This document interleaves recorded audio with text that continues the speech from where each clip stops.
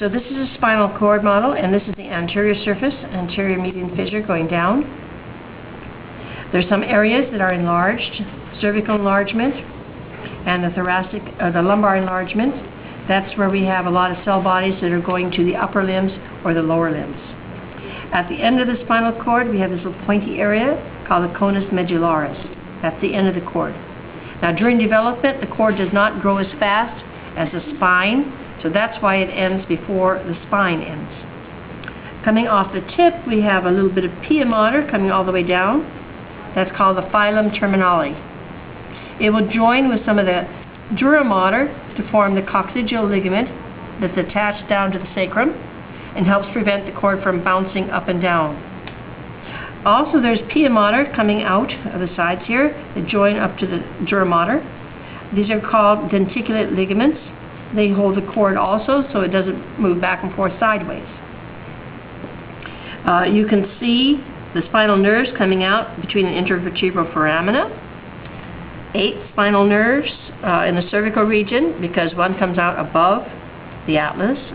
12 thoracic, 5 lumbar, 5 sacral, and only 1 coccygeal. Now, the nerves are named for where they come out, not where they originate. What we see down here too, these are roots, sensory and motor roots, before they join to form the spinal nerve. This is called the horse's tail, or cauda equina. Also in this model, you can see part of the sympathetic chain ganglia. It should extend up here. Okay. These are called the paravertebral ganglia. They're on either side of the cord.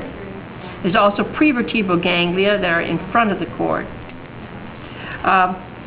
There are plexuses in the cervical region. Those treat mainly the head, the neck, part of the shoulder. A very important nerve coming in that area is the phrenic nerve. As I was saying, C3, C4, C5 keep the diaphragm alive. So that's very important nerve, because the diaphragm is the most important muscle for breathing. And that's near the sternocleidomastoid muscle. The brachial plexus mainly serves the upper limbs. And there's a thing, real tired, drink coffee. Roots, which were really rami, trunks, divisions, and cords. That's the order. And then we divide into the muscles. I mean the nerves going to the muscles. They are sensory and motor. There's the axillary, musculocutaneous, radial, median, and ulnar nerves. And you should learn more about those on their own.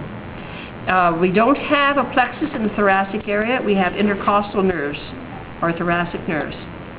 The lumbar plexus is in the psoas major muscle. 2 major nerves here are the femoral, which serves the quadriceps, for example, and the obturator, which serves the adductor muscles.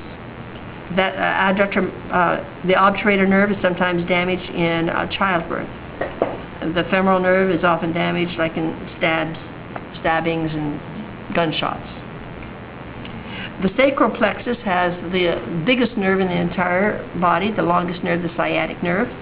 Just above the knee usually is where it branches into the common peroneal nerve and the tibial nerve. We're going to serve the buttocks and the hamstrings with the sciatic nerve. The common peroneal nerve will serve the lateral muscles of the leg and the anterior muscles of the leg. The tibial will serve the posterior muscles, which is kind of surprising.